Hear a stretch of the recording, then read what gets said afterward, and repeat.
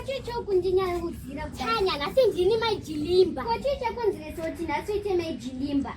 Mbiri yavo iye njinji nayo. Newe kumbiri Amai Jilimba zoitora sechicha kunziresa. Avanonya udada vaye mire pafu. Ndakutye musikano yagda sei chechitira mashuroi. Ndakutotyeni. Kovakatirova Amai Jilimba nemiri yavo. Tanyaka. Machini aya ndinawa ndi makiyavo. Begi rekazara nemari nasikunodya mari. Handei. Ndakutya iwe musikana. Iwe handei.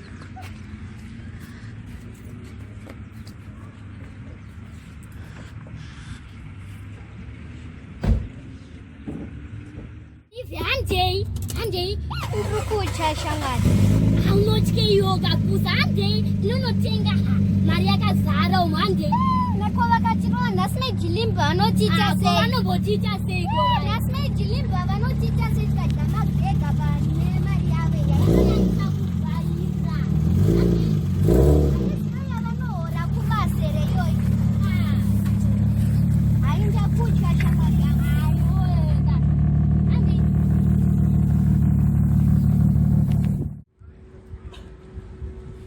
Ngenda siyapenda kuti. Nini? Ko ndiyana rumota mangu nayi. Ndiyana rumota mangu nayi.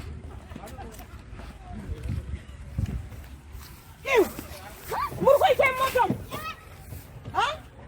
Kumiza uya kuna unditaurire ndia. Ngati muri kuita. Muri kuita moto. Muri kuita taura. Taura nini? Uyu ndiye ndinde. Uya Tanya. Maki yangu mawana kupi. Maana maki yangu kupi wewe.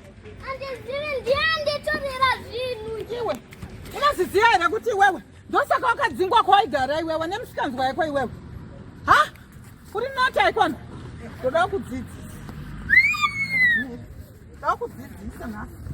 Wakaji. Handukona kana. Augare pana futi. Augare pana.